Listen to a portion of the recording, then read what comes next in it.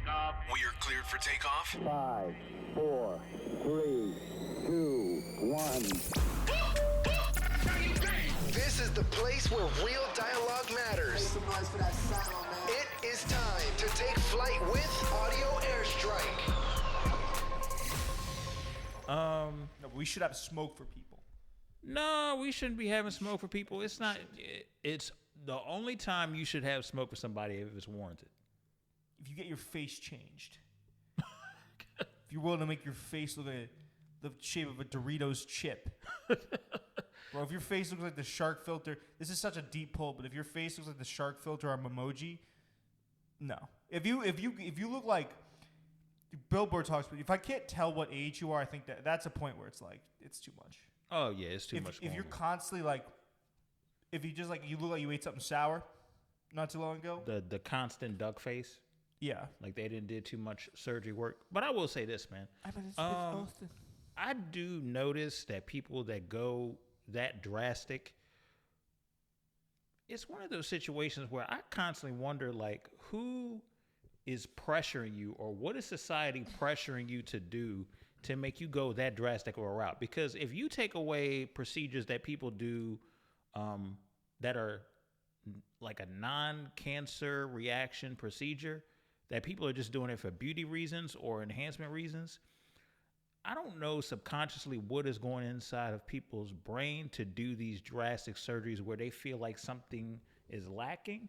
And I think what's happening is that society tends to push for something is wrong, you got to get it fixed. Something is wrong, you got to get it fixed. But in reality, it's all for, hey, if we sell this to people long enough, they'll buy into what I'm trying to do. Well, that's the real shit. I mean, it's somewhat society. You can put that on society as a whole. You can put that on beauty standards for women and men and all that shit. Okay, fine, fair. I've always been a big advocate for getting more realistic looking people into covers, right? But I also understand that beauty sells, right? And it's important not to discount that there is pretty privilege out there, and that, listen, if you're a better looking person, chances are you're going to get treated better.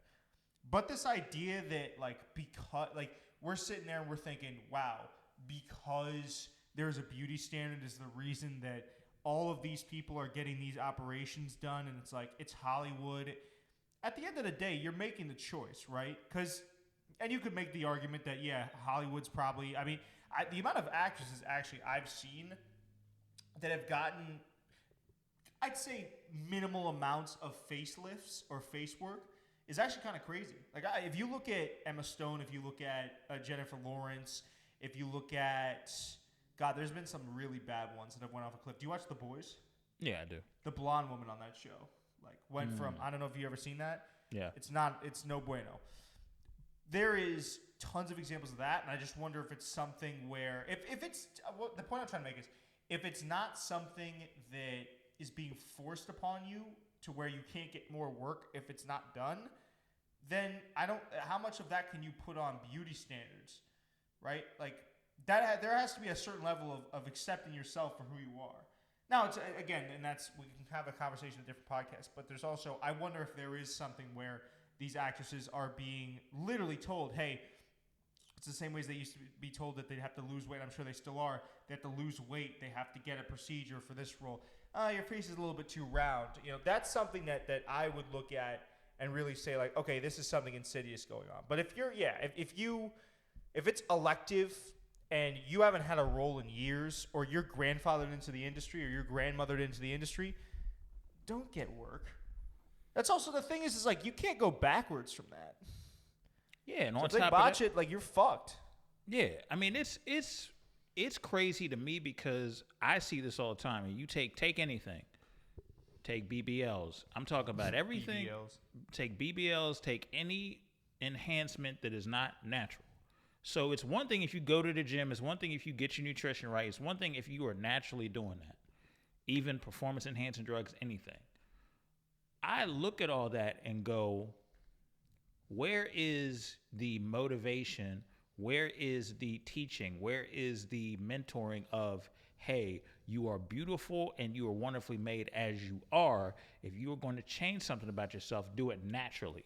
Versus oh, there's something wrong. Here's a shortcut. And for those of you who have like non-cancer, like for those of you who have like cancer procedures, which made you have to take care of stuff, I'm not talking about y'all. I'm talking about everybody else. Like, it does kind of bother me sometimes. Not necessarily bothers me, but it does bring up some concern because it's like we're not teaching people to love themselves as they are. We're not teaching people to appreciate who they are. Well, we're constantly like picking at, oh, what's wrong based on this standard, this curriculum of what we think beauty is. Here's an idea: is that not everyone is perfect the way they are. Actually, nobody's perfect the way they are. If you were perfect the way you were, there would be no standard for imperfection. So this idea too, when it kind of falls on the other end, where it's like, yeah, we should just you should just accept yourself exactly where you're at, and learn to love yourself exactly the way you are. I don't even think is necessarily a whole idea, right? Because and I don't agree personally with, like you said, getting, if you want to get enhancements, cybernetic or otherwise, go for it, right? But I think part of loving yourself too is understanding that, hey, maybe I could be a little bit more healthy with this or that, or maybe I could, hey, instead of getting transformative surgery, I could just lose 10 pounds and it'll come out of my face and I'll get a more, because you'd be surprised just how much losing weight makes you way more attractive.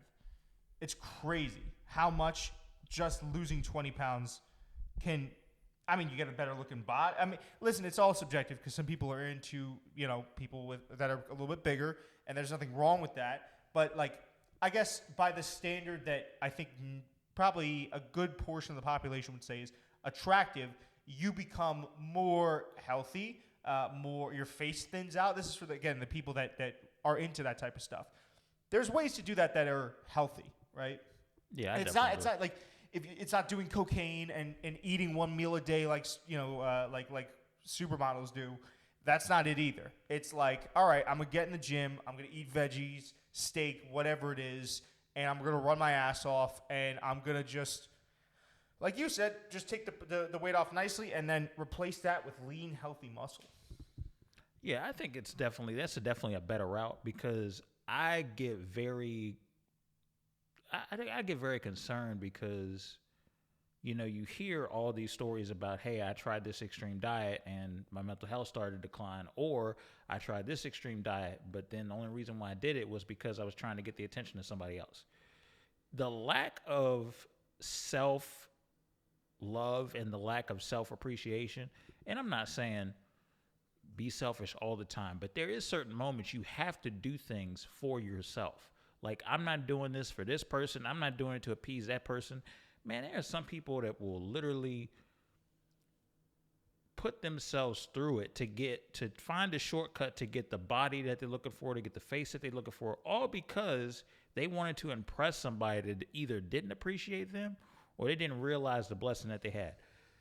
These are things that we hear constantly, different stories, whether it's a friend group, whether it's a relationship, whether it's somebody idolized somebody and they went on the extreme to do all these different crazy surgeries and stuff of that nature. Like, it's a little bit much. And I feel like, especially now with the level of information that we have, with the fact that, especially our generations, we are so, and granted, I get it, we have to vet a lot of stuff with a lot of stuff that's coming through, but we're so more aware of the information that's out there now. Like, heads is not pulling up at the fast food restaurants like they used to. If they do, it's for a cheap meal nowadays. At least younger crowds. Yeah. And that's I think that's actually, you talk about beauty standards, that's a better standard that we have now. It's like, you talk about competing. It shouldn't be competing, but like, if you stack up,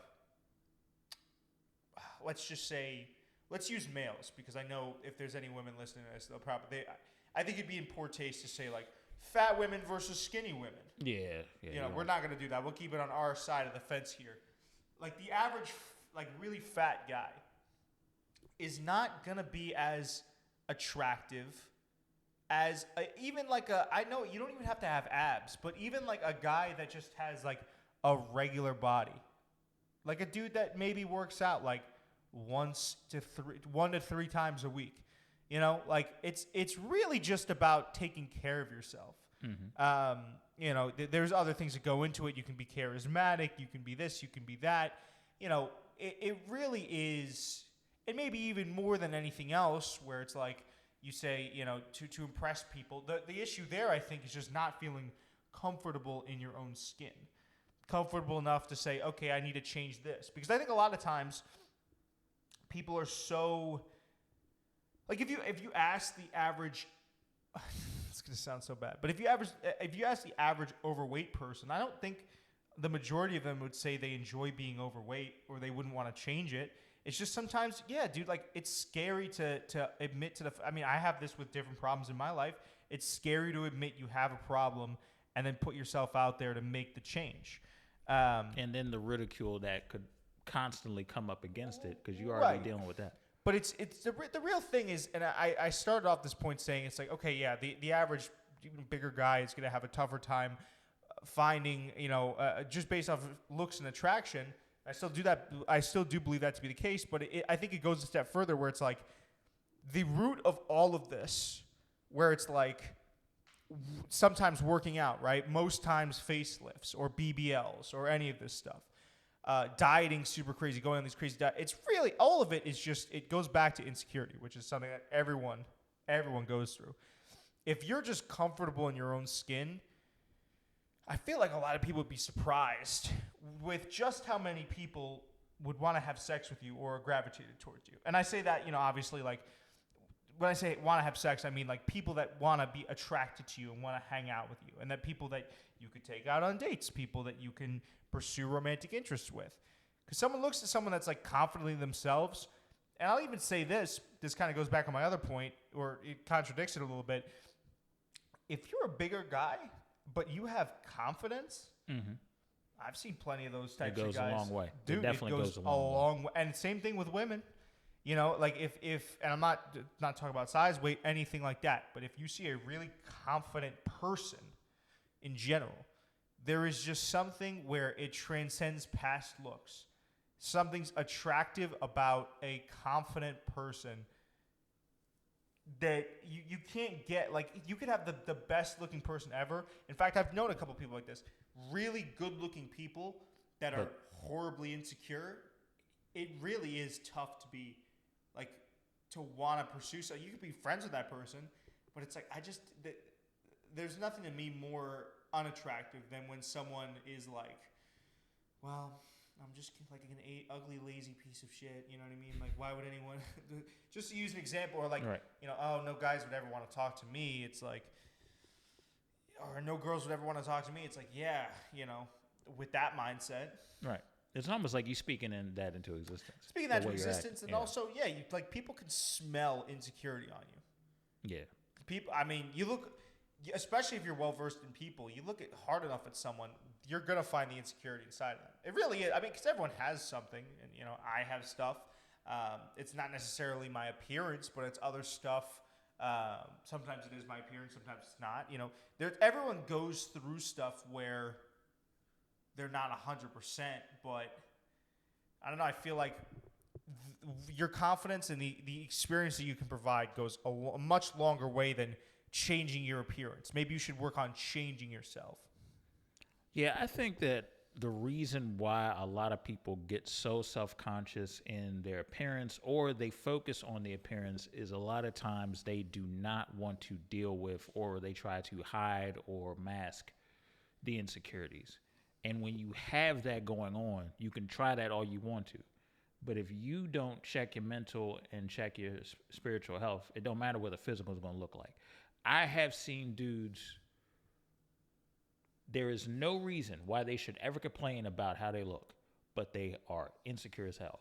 Same thing what you said about females. Yeah. And when you look at all this, and then you look at the pressures of what social media is telling you to do, or what, if you look, for those of you who watch regular television, for those of you who look at these certain infomercials or look at these certain ads that are telling you have to look like this to attract this person, you have to look like that to attract this person. And the sad reality of it all is that half of that stuff isn't true. Really what it boils down to is what are you passionate about? Who are you? What are you confident in? Are you willing to be transparent and be like, okay, this is what I'm for, this is what I'm not for, this is what I can vibe with, this is what I not can vibe with, and be comfortable in that. And also, to a degree, and also, I'm going to be honest with you, from a peer standpoint, your peer group Oh, yeah, who you hang out with? That's huge. will definitely reflect on how you feel about yourself inside and out. Because if your friend group is confident, but they may not be what the status quo of beauty is, that will influence you. But if you got people running around looking like supermodels, but they are so freaking insecure behind the scenes, that influence is going to get on you. Yeah. Because you that close in proximity for that to happen. There was a middleweight champion of the UFC, Luke Rockhold, who literally he's modeled for Sports Illustrated, a bunch of different places, Giorgio Armani or something like that. And he really handsome guy, like 6-pack, abs, big muscles, professional athlete, was a middleweight champion.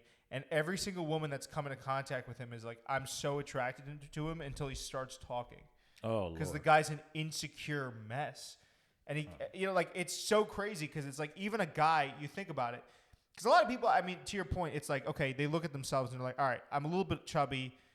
I don't really have like washboard abs. I kind of have a fat face. I have this thing wrong with my face. I have that thing wrong with my face.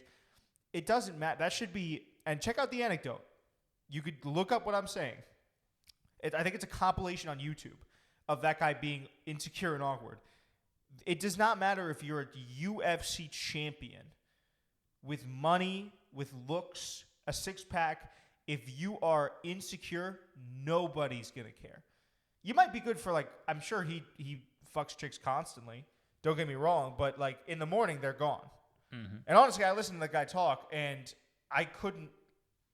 It's such a facade that he puts on because there is that insecurity there that I couldn't. I couldn't imagine myself talking to that guy. You could understand why the chicks left so quick? I can understand. But I can understand why they stayed. Ooga. Shout out to Luke Rock. That dude is legitimately handsome, bro. But it doesn't matter. It doesn't matter. You could be a man-child on the inside. And I'm not saying I have it figured all out. I don't. And I'm not saying I'm not sitting here and saying that I don't think I'm like conventionally attractive. I think I've always said this. I think I have certain things that look good, but put together, it's not like, I don't know how to say it. I have good features, but together, it's not like as conventionally attractive as someone else's. But I've kind of like come to peace with that, and it's not all about that. Like women will find. I think I've said this on the podcast before. This is another thing for guys that are listening. You'd be surprised once you get out into the dating and the courting world. Just how much women find like weirdly specific things about you attractive. The amount of compliments I've gotten on my nose, on my mustache, the way I say things because I'm from New York. Like, I mean, God, what else is there? There'll be like certain videos where I tilt my head a certain way and girls think that's hot. Dude, if you think that, and I used to think this too, it's like if you think that the key to having women surround you is a 6-pack, and like no, it's way different. It's so way much different. You'd be so surprised with some of the shit that like I've had said to me. So one girl was even like, "I'm into medium ugly guys." I remember you saying. And I was like, "Okay, first of all, hold on." Medium ugly is crazy. Yeah, medium ugly is crazy, but like that should give you. And I kind of throw myself under the bus with that to make a joke, but also to illustrate the fact that it's like even a girl that considered me to be ugly, medium-wise, was willing to go out with me. I think that also says more about her security as a person. But, like,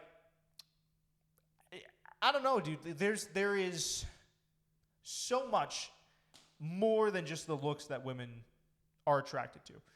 It's the vibe you present. It's how you move yourself, how you... if you don't say much, that could be attractive to a certain woman. If you say a lot and you kind of bumble through your sentences, that could be cute to another girl. Like nobody really knows. I think it all depends. I think it's got to be you, baby. Yeah, I think it's one of those situations where you can't worry about what the mass society thinks. Yeah. About what your appearance should be or how you should look or this is the way that you have to carry yourself, because like truth be told, that type of pressure breeds insecurity. Yeah. Truth be told, you just have to lock in and focus on, okay, this is what I like, this is what I don't like. These are my preferences, da-da-da-da. And kind of go from there. Now, I don't think, and I will say this, for those of y'all that are, doing certain procedures to enhance certain things, first off, y'all need to consult with a doctor before you go. Like, I'm seeing heads go to Turkey and get a whole hair transplant. And then look like a turkey. Their skin looks like turkey skin. The whole forehead looks like a stuffed turkey, yo. Like, stuffing is just sitting in the brain. I think it looks like, bro, some of the hair extensions, too, I see, it's just tough. Like, you can never sweat ever again. You better not. You know what I mean? You can't even work out now because you fuck around, you sweat, and the Sharpie that they painted your hair on, that begins to run. You kidding me? Getting them hair tattoos and whatnot. My thing is, at that point, yeah, why not just get like a gigantic ass fucking just like hair here on the top of your head tattoo? Yeah, I mean, I've seen dudes with, and I'm not knocking nobody, but, I've seen hair units, this type of thing, that type of thing. I'm like, sometimes people, you have to be confident in what you have. At a certain point, like, you have to be confident in what you have. Just own it. Just freaking own it. My hair is in twist. My skin is dark. I love it. I'm not changing it. Would not change it. You couldn't change it, I don't think. No. Is there a way to change that? Somebody. I'm sorry. Somebody. Well, some people bleach their skin. Don't even get me started about that. It's freaking ridiculous. That's a heavy topic for another podcast. Yeah, please stop doing that. What if I'm gonna I take did? a What do you stand think would happen if I did that? Would I just like? I don't know if it'd make Would I much of a cease to difference. exist? Would I become translucent? No, I don't know if it'd make much of a difference, honestly. Yeah. All right. Maybe it'd take the redness away, but outside of that, I don't know. Becoming albino. But yeah, man, I get really, really uneasy when I'm seeing people just make these drastic moves when they don't even have to do that. Like, why did you do that? You was beautiful before. And now you're insecure and you look like a paper bag. And then you regretting the decision you made. Yeah. So that's what I just need people to really take into account before they make any drastic moves. Understand what you're doing is potentially could be permanent. Now, I'll give you an example. Black China, I think she had like. Why was that the person I thought of? Yeah, but damn, that sucks for Black China. That's immediately the person. I was thinking about her waddling around with her BBL and trying to sleep on a bed, bouncing back up to the ceiling. But I'm gonna be honest with you. But luckily for her, she's wised up. She had all those surgeries removed, and I'm gonna be honest with you. Now she looks better. She had. How do you un-BBL yourself? If they BBR? I'm gonna be honest with you. If they figured out some way to put all that in, they could figure out a way to take all that out. Brazilian butt reduction. She was recently on the Wendy Williams documentary where they kind of opened up about Wendy Williams, and she looked better than when she had the surgery. So when she had all that surgery and stuff of that nature. I was thinking that not Brazilian butt reduction. You can put in Black China before and after or something like that, or like what she looks like now. But I mean, that's an example of just She's also have work done. She looks like nobody's gonna. Dude, look at that, bro. But that's. She looks like the bat signal. That was before she got that surgery removed, though. Like, Thank go God, in, look up after surgery. After after BBL removal. Let's see what she's looking like after the BBL, post BBL. Look way better. She does look way better. Wow. Looks way better. Dude, that's so much more attractive. Looks way better. Look, got all that removed. Looks way better. More natural, everything. Yeah, that's crazy. Looks way better. Kudos to you. I know you don't go by Black China anymore. I forgot her. Good grief, I forgot her name. What does she go by now? I don't know. I forgot her name. I forgot. All I know is a stage name. All right, fair enough. We'll look that up real quick. But definitely shout outs to, once you look up the name, let me know. But yes. Let's see. What's her real name? I gotta get her government. Angela White. Angela White. We want to thank you for. Oh, she's from DC. Oh wow. She's from DC. Wow, you never know who's from DC. But Angela White, thank you for kind of being an inspiration of just teaching people to kind of like love themselves and get away from the plastic surgery. I'm gonna undo my BBL after this. What BBL do you have? Don't answer that because it'll go left. Don't answer that. It might go You left. know better than to, you forgot who you're on a podcast with for a second. You were like, oh, dude, I was so close to getting what I wanted there. You almost fell for it. You almost fell for the hook, line, and sinker there. That's hilarious. No, but I've been growing mine in the gym, the natural way. Yeah, that's good. That's good. Pause. Anyways, I don't know. We had time-wise. It's me and Angela White bringing back Natty for the ladies. Now, I will say this before we get up out of here, and I just want to make this clear. We are not, at least I'm not shaming nobody. I'm not shaming it. I just think you're like it really is fruitless because you're gonna be left with those same insecurities. Yeah, that is true. And you're just gonna look like not a person. Yeah. I mean, I think like when I see people do these drastic changes, who is putting it inside their brain to tell them, hey, something is not right with you. You have to make this change, and you have to make it drastically. Because I get concerned when I see it. I was like, who is telling them this? Because they didn't have to do it. They was fine without this, and now you have forced them into doing. Like, I've had people have nervous breakdowns and regret what they did. Oh my God, over surgeries. You know people that got BBLs. Well, I ain't know nobody. I don't know anybody that got a BBL, and if they did, they probably would not tell me. Yeah. But They probably would not what tell did they me. get, like face surgery, and they were like, fuck. They regret it. It's That's like, crazy. oh, I can't. I regret it. I shouldn't have did it. It was like, well, who was goating you and telling you, yo, you should do that? You're like, are you crying? I can't tell. Sorry, that was when the surgery is that bad to the point we can't tell emotionally where you're at. Yeah, it's a problem. That's crazy. But you don't know anyone like that, right? No, I don't know anyone personally. They can No. still show emotion. Yeah, they can still. Thank be to God, they can still show emotion. If they didn't, I'd be like, yo. One of the ones that I always look at in Hollywood is she just came out a movie. Oh God, what's her name? She was in Eyes Wide Shut. It's the red Nicole Kidman. Yeah, dude, Nicole Kidman. Every single movie when she gets surprised, it's always like, no. That wasn't a really offensive accent, but like, she's always. If you look at her reactions now in movies, it's always like, oh, like she can't. There's not muscles in her face anymore that can do like the full range of. Oh my God, you know what I mean? It's always like, oh, you know what I mean? So and I'm pretty sure she had work done, and she was really good looking. It wouldn't surprise me. Yeah. I mean, there's a lot of actresses that probably got work done. It probably wouldn't surprise me, to be honest with you. I mean, it's one of those things where that, especially her era, getting surgery, getting like minor surgery here and there was kind of like a thing.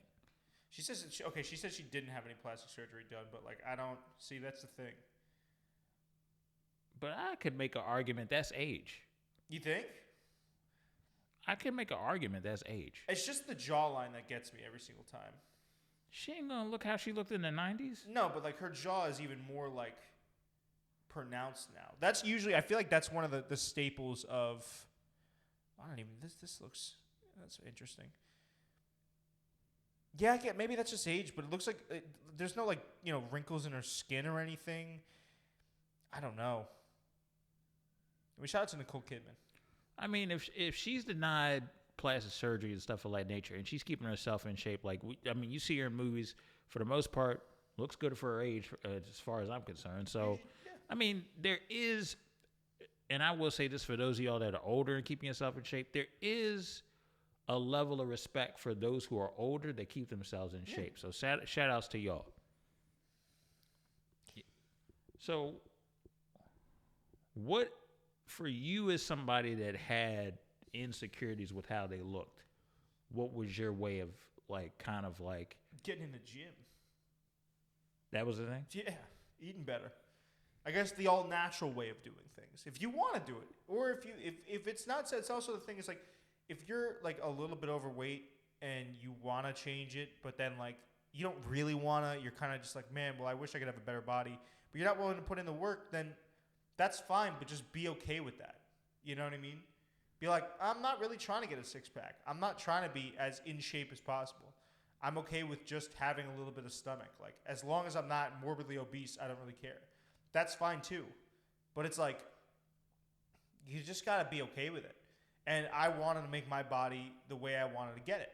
And was that a little bit of insecurity? Sure, but there was a time where, and there is a time now actually, I'm very happy with my body the way it is now. It's very big and strong. There have been times where I've been really happy. And other times where I'm like, man, I feel like I'm dropping the ball. But it's not like I don't do it. I do it for me now where I'm like, man, I just want to be as shredded as possible. I don't do it. Whereas I used to do it, for a little bit more for other people and such things like that. But I feel like even that's a healthier way of handling it. Like, it's not getting what do they call it? The fat liposuction? We're going on the big thing right now is Ozempic. Oh, God. Don't even get me started on Ozempic. I can tell some of y'all taking it by the wrinkles in your cheeks. Yeah, Ozempic's not slick. We know. Like, it's very obvious. We know you Ozempers. Right. Yeah, but with that being said, we want to thank you guys for listening to this episode. We'll be back with another one. Y'all take care, all right? See y'all.